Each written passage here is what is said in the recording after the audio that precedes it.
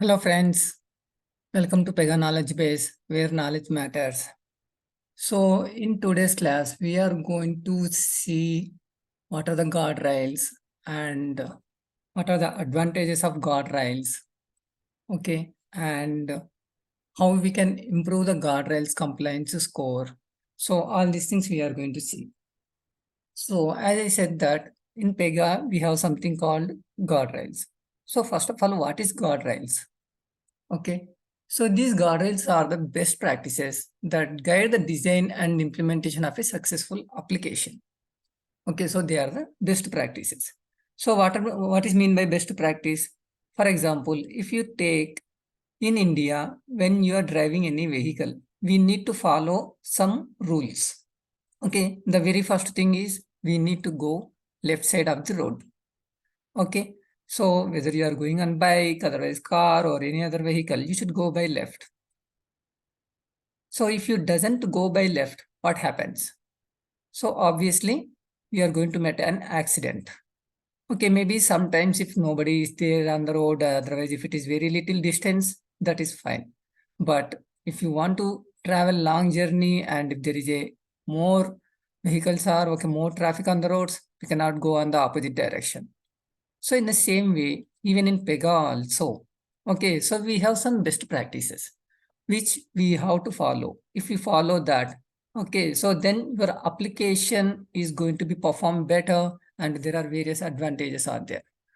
Okay, so these guardrails help determine which elements in the application don't comply with PEGA best practices and the overall quality of the application. Okay, so these guardrails, it is going to calculating, okay, based on the standards which you are following or based on the best practices which you are following. So by calculating, it is going to give some score. Okay, so which don't comply, that means which don't follow. Okay, in PEGA, as you know, everything is in the form of rules. So which rules doesn't follow the guardrails? Based on that, it is going to give the some quality of the application. It is going to decide the quality of the application. Okay, and even we can see that. So what is the score and on which rules in PEGA are not following these guardrails? So all these things we can see, and again we can correct them. Okay, we can rectify the issues so that the guardrail compliance score is going to be increased. So we'll be going through that one by one. And so PEGA provides some standard guardrails that helps dev team to track compliance with best practices. So this PEGA provides standard guardrails that helps dev team to track compliance with best practices. So as I said, so PEGA is going to be providing some guardrails. Okay, so by which the dev team will be following it. And so what are the benefits of this or advantages of these guardrails? So first thing is we have the optimal reuse. That means we can reuse the existing functionality. Okay, so what is the advantage of reusing the existing functionality means? So the time is going to be reduced. Okay, so the time it is going to be reduced. Okay, so the same functionality, if you want to implement again and again, we can implement it faster. And even it is easy to maintain. Okay, even it is easy to maintain the application. So that means in case tomorrow if you want to implement any other new functionality, okay, so it is easily extensible. Okay, we can easily maintain it. And even if you want to move from one environment to another environment also, from lower to higher environment, so it is easy to maintain. Okay, and easy to upgrade. As I said, okay, if you want to upgrade to the higher versions, okay, from PEGA 7 earlier my application was there and now I want to upgrade to the PEGA 8 version. Okay, and tomorrow even if any new version comes, even it is easy to upgrade the application. And it helps to fewer defects. And even by following these guardrails, the defects are going to be very fewer. And also it is going to improve the performance of the application. So your application will be loading faster. Okay, so even takes very less time when the client wants to open the same website across the different browsers or else even from the different countries. So even if they access from the different locations, so the application will be performing faster. And even it's going to be main advantages, it's going to avoid the hacking the application. Okay, so it is going to stop hacking our application. Okay, so there are something called some SQL injection is there. Okay, so if you use the Java code in the PEGA, right? So it is going, there is a chance of having the SQL injection. Okay, so the hacking of the application also can be avoided. Even it may go out of the control and crash the project entirely sometimes. Okay, sometimes the entire application is going to be crashed. Okay, so if you don't do the proper error handling, then also the entire application is going to be crashed. So by following all these guardrails, so these things can be avoided. Okay, these things can be avoided. So now we will see that, okay, how to check this overall quality of the application. Okay, so how we can see this overall quality means, for example, I have logged into the PEGA. So generally, whenever you log into the PEGA, so this is the home screen which it is going to be displayed. Okay, in the home screen itself, okay, this is the developer portal. So in the developer portal, whenever the user logs in, here we can see that guardrail warnings in the last 7 days in case if you introduced anything, then we can see that. Okay, so and even if our team members introduced also, we can see that errors. But right now, I did not do any changes in the last 7 days, so we don't see anything. In case if you want to see the previous things, then we have something called view all warnings is there. Okay, in case if you select this view all warnings, it will come to this warnings summary. Okay, here mainly it is having 4 tabs. The very first one is the compliance score. You see, the compliance score is 67 out of 100. This is very, very bad score. So as a best practice, PEGA supports, okay, PEGA recommends to have the compliance score minimum of 94. And some companies will be using, they will be changing based on their needs. Some people wants to use 96 compliance score and some people wants to use 92 compliance score, but the PEGA recommends 94. Okay, so in this also, the total number of rules which it is created as part of this application is 369. Out of 369 rules, okay, rules with warnings, it is having 82. That is equivalent to 78% of the compliant rules. Only 78% of the rules are following the best practices, and the remaining 82 rules are having the warnings. Okay, and even rules with unjustified warnings. Sometimes if you cannot avoid any rule, okay, to be followed the compliance, then what we can do is, okay, so we can justify them. And so out of 82, 76 rules are still not justified, and still 6 rules are already justified. That means we have given that the statement, this cannot be avoided to follow the best practices. Okay, now if you want to see these, which rules are having this compliance issue, then just to click on that number, we can see all the rules which are not following the compliance. See here, that means here if you see, this is one of the report which displays all the rules. So total 2 pages are there. Okay, out of 2 pages, the first page displaying the 50 records, and out of 50 records, these are the rule names which are not following the compliance, and these are the rule names, and this is the rule type. Okay, so this is the rule type. So this rule is under this rule set, and this is the rule type under this class. Okay, so likewise it is having all these things. Okay, likewise it is having all these things. And in that, if you want to resolve this, or if you want to increase the compliance score, how you can improve it? That by opening that rule, and then you can make the changes accordingly, okay, to follow the compliance score. Okay, so this is the way which we can see that, okay, which rules are having the compliance issues. Okay, and as I said that, okay, PEGA is supporting mainly 10 PEGA guardrails which we have to follow in the application. Okay, so which we have to follow in the application. And in that, the very first one is the adapt iterative approach. Okay, adopt iterative approach. That means when you create in any application, okay, when you create any application, okay, you should be follow the iterative approach, means mainly the agile methodology they wanted to follow. In the agile methodology, how we will implementing the application? First, we will be dividing the entire application into some modules, and then that complete module into divided into some user stories, and then those user stories will be implemented. So whenever you complete one user story, pick up the next user story. That means some more functionality you are going to be taking and then implementing, and then take one more user story and then you are implementing. So like that, okay, we can develop the application in this way. Okay, and the next one, second, so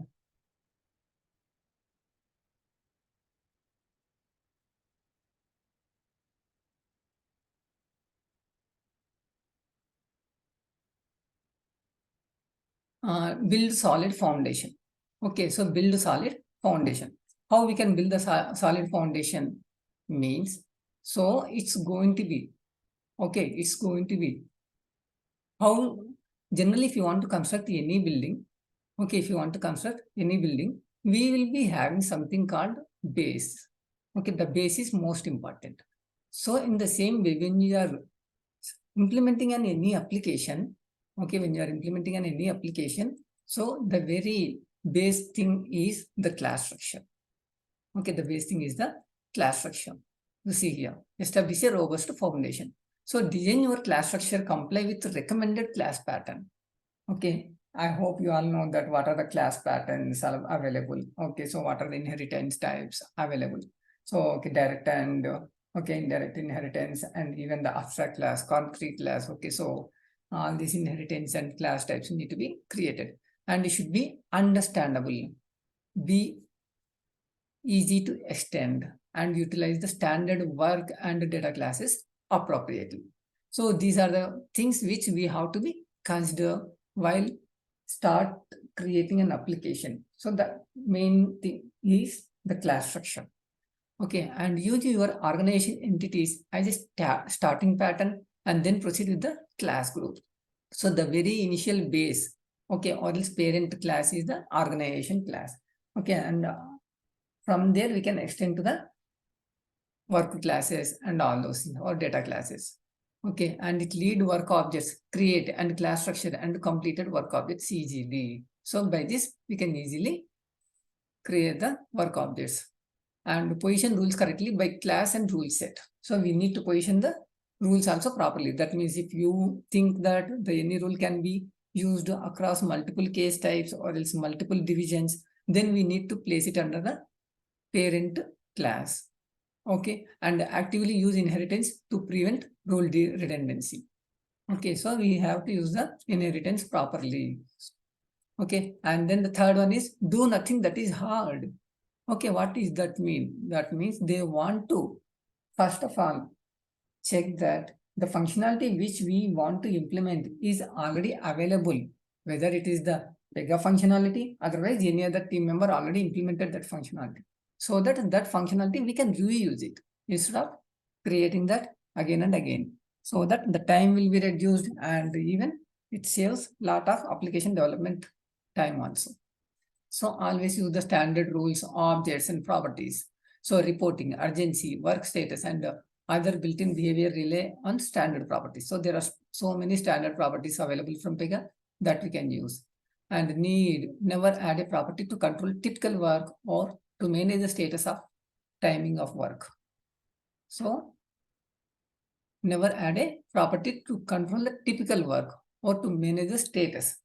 So to manage a particular status, you should not create it. And limit custom Java. So we can limit the Java code. Okay, otherwise we can avoid it. Okay, so avoid Java steps in activities when standard rule types, library functions, or activity methods are available. And reserve your valuable time and Java skills for implementing things that don't already exist. Okay, so they are telling that not to use that. And build for change. So identify and define 10 to 100 specific rules that business users own and will maintain it. So don't include activities on this list. Use other rule types for business maintained logic. Okay, what does it mean? So what does it mean means, for example, there is one application like for banking. So there is a savings account which is available right now. In the savings account, the minimum balance should be maintained is 5,000. Okay, and after 1 year or else after 2 years, the minimum balance should be reduced from 5,000 to 1,000. Otherwise, the minimum balance should be increased from 5,000 to 10,000. So at that time, instead of coming to the dev team every time, what we can do is we can give some option to the business users, maybe like managers or CEOs, to update that value, only that specific value to be updatable. Okay, so for that, okay, we can have something called rule delegation by which we can implement that. So that kind of the build for change they wanted to be implemented.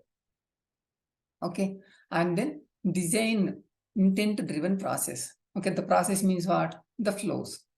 Okay, so the process that should be intent driven and even create easy to read flows. Even whenever you open the flow, you should be able to understand, okay, what is the flow of this? Okay, how exactly the flow is sequencing.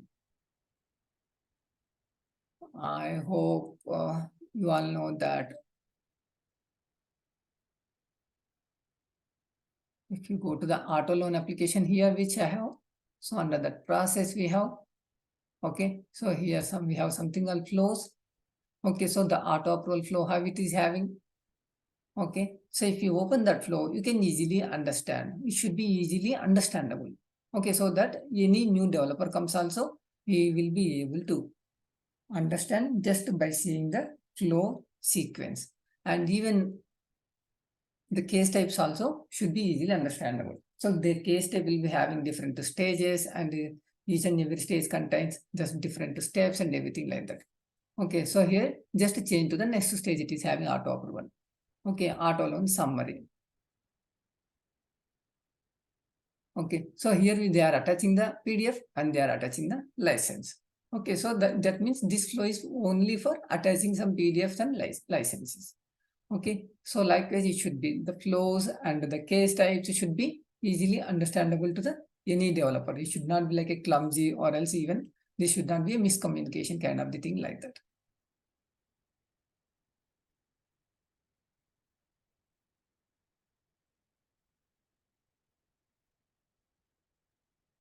So mainly the case type, if you want to see from the case types itself, you can open, okay, the auto loan.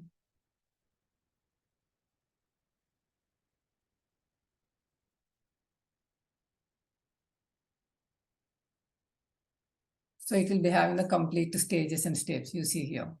So first pre-qualification, whether the particular person is eligible for taking the loan or not, and then the loan processing, and then closing. Okay, so like these are the stages and steps. You see personal information collection, income information collection, vehicle information collection, loan information, how much they want. Okay, so if it is auto reject, okay, so based on some condition, manual review. Okay, if required, we will be doing the manual review. Okay, and then approve or else, and then here the reject. See reject. Okay, so likewise, this should be easily understandable. Okay, and then monitor performance regularly. Okay, so we can monitor the performance of the application regularly. I think, as you know, that there are various performance tools available. Okay, PAL, Performance Analyzer, PLA, Performance Log Analyzer. Okay, and even in the directly logs also you can see, and there is some PDC, PEGA Diagnostic Cloud, so by which we can check that, okay, the performance of the application. Okay, so DB trace.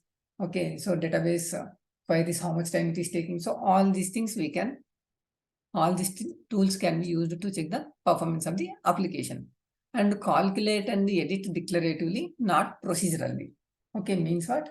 There are some declarative rules available in PEGA. Okay, so like declare constraint and declare expression. Okay, declare trigger. So declare index. Like that, there are various declarative rules are there. So they wanted to use, PEGA wanted to use those rules instead of using the activity or data transform.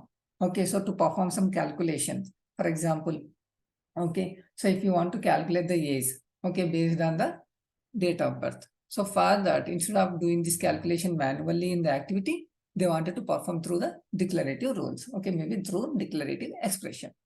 And keep security object oriented too. Okay, security object oriented too. So this should be follow the object oriented programming language. Okay, like Java, otherwise C++ or C Sharp, .NET. So the same way they wanted to use the PEGA also like a object oriented programming language by creating various classes and even by creating various rules. Okay, flows, activities, data transform, and any other rules supported by the PEGA. Okay, so these are the standard PEGA guardrails which we have to be followed.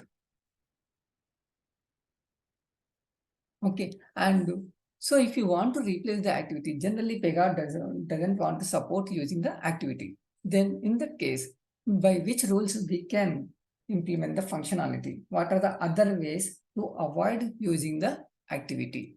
So in case if you just want to do the property mapping, data mapping from one page to another page, from one property to another property, okay, those things can be done through the data transform. Okay, and as I said that there are the some declarative rules also available.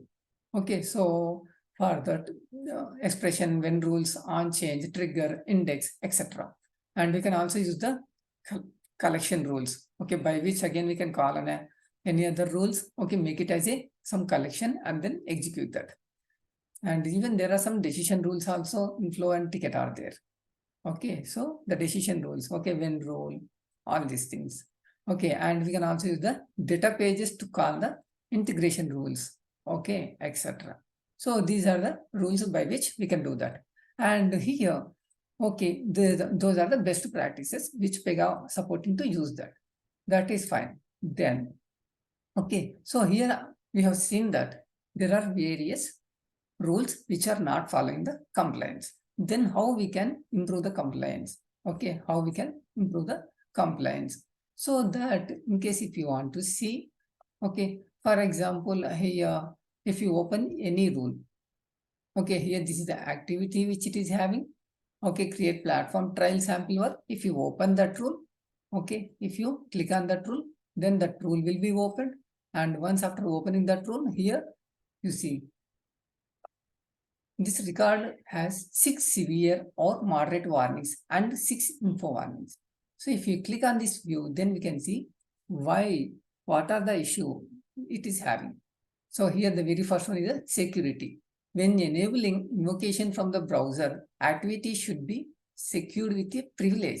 This is done to ensure that only operators with properly configured access roles can execute the rule. So this activity is going to be executing from the browser. So in that case, it should not be able to run by every operator. Only the specific operator should be able to run that. Okay, so that also we can do here. And maintainability. Okay, so writing application logic using Java activity should be avoided. So as you see that, so here it is having the Java step. Okay, so this is one of the guardrail compliance which we should not be used to create that. Okay, so the Java steps should be avoided. So like this various errors which it is showing, okay, by which, okay, we can rectify that. Okay, and even it should not have the more than 25 steps in any of the activity. In case if it is having more than 25 steps, then we can do it. We can create into multiple activities. Okay, with another rule set is not recommended. Use of an internal activity from another rule set. Okay, so the calling signature. So that means same activity with different rule sets it is having and with the same signature, means with same number of the parameters or no parameters. Okay, so these are the severe warnings, and then there are something called other warnings also available. Okay, maintainability. So all these things should be avoided. We need to create the unit test case.